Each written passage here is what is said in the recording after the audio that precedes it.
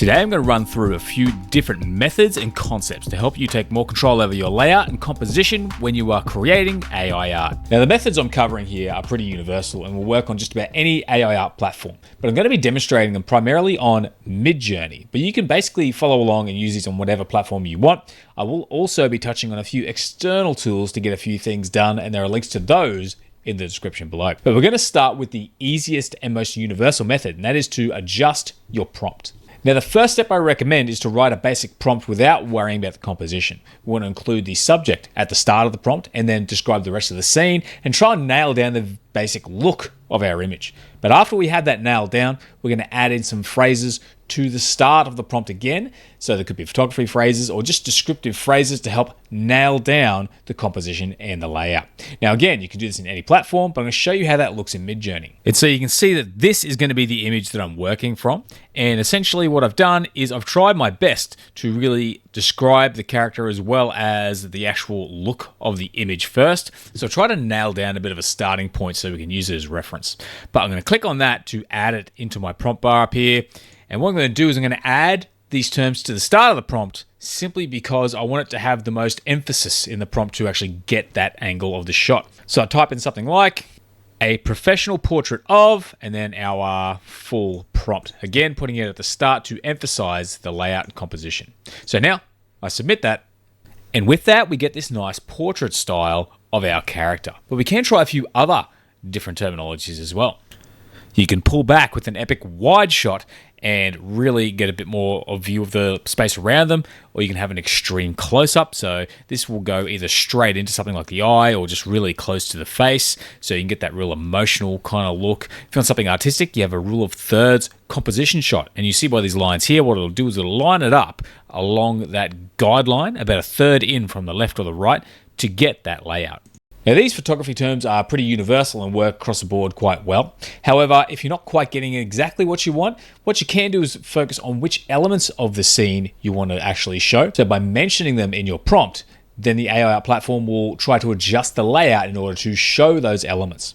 So for instance, if I have a character, what I can do is mention various body parts and it will adjust the layout in order to show those body parts. And I'll show you what I mean. So you get similar to the portrait with head and shoulder, because obviously we're including the head and the shoulders in the image, but also a shot from the waist up. But you need to mention that the head is visible, otherwise it may crop. You want to mention all the things in the scene that you want to see.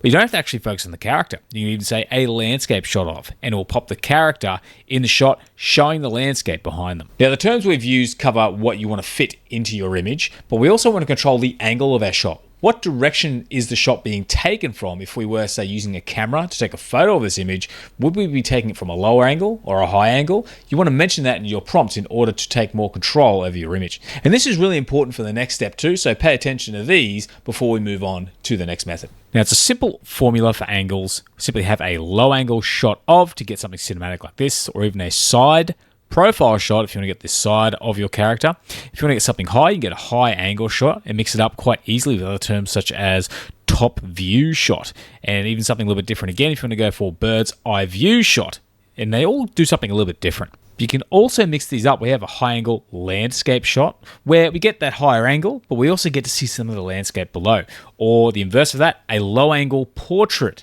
of a certain character. So that way you get the angle, you get that portrait style, and you can kind of mix these up to see what results you get. And there you can see that the terminology we're using is pretty straightforward. It's just basic English, but it does a good job of describing our layout and our angle within our image. So that's why when you try this in different models like I have here, you do, to a certain degree, get a very consistent sort of look and layout from image to image or model to model. But moving on to the next one, we're going to actually look at editing an existing image to get the layout and angle that we're after.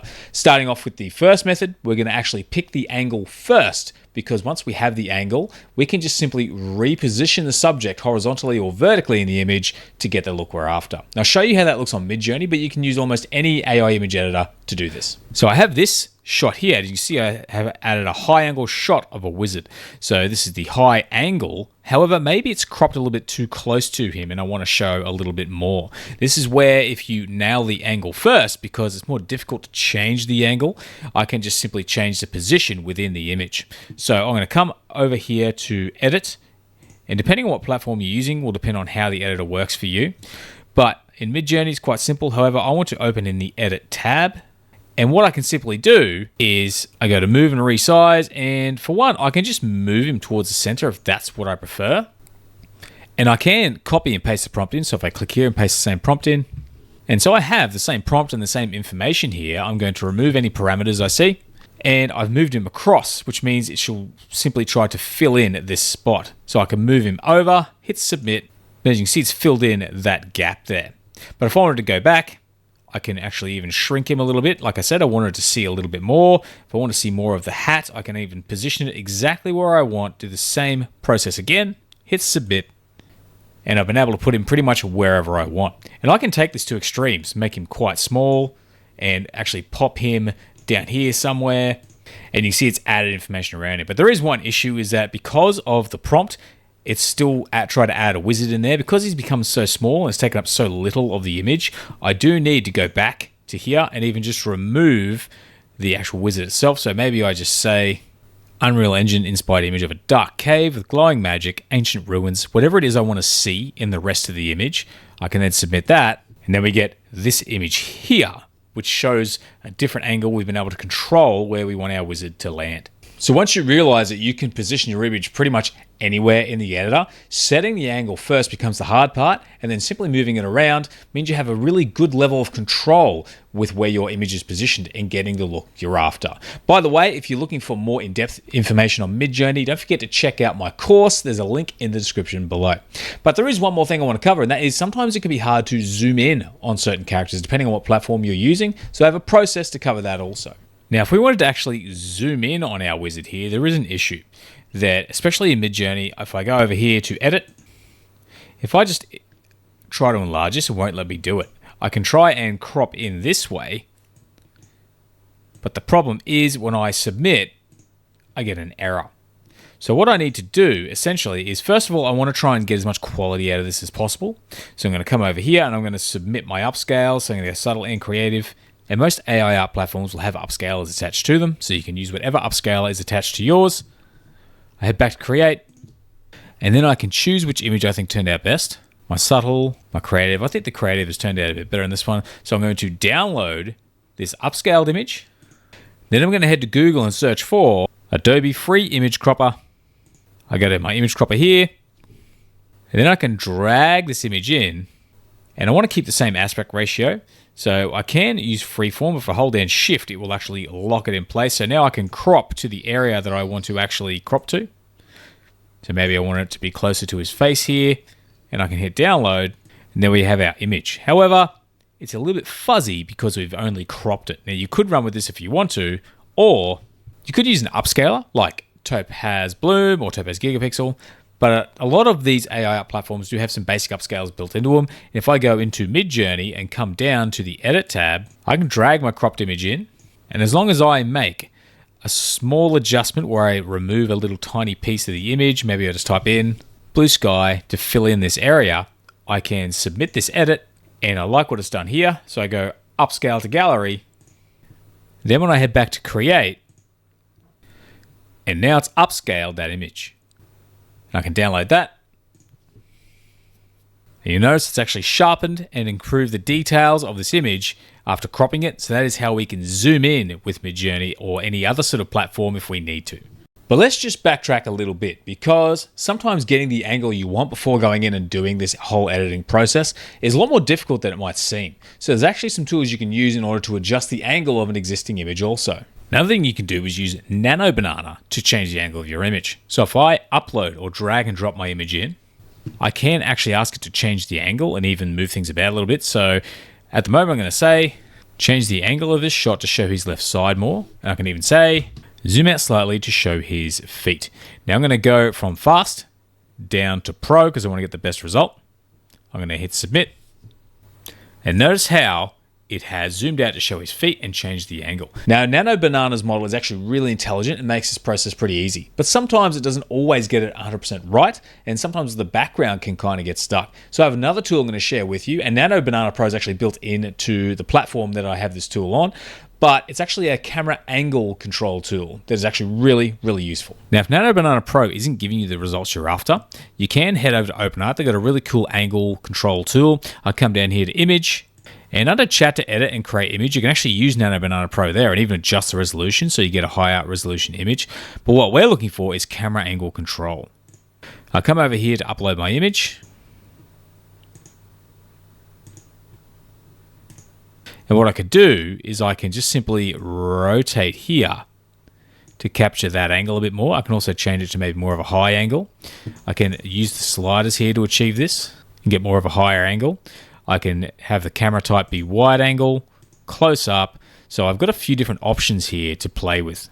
And I hit create, and the angle has changed quite dramatically. But we can come back, and what we can do is reset, and we'll even create a whole bunch of angles by hitting create all and submitting, and you'll create about 10 or 11 different angles. And now we have all of these various different angles that we can use. So that's a very quick and easy way to get a whole bunch of different angles of your shot. And it's just a click of a button and you can choose which one suits best.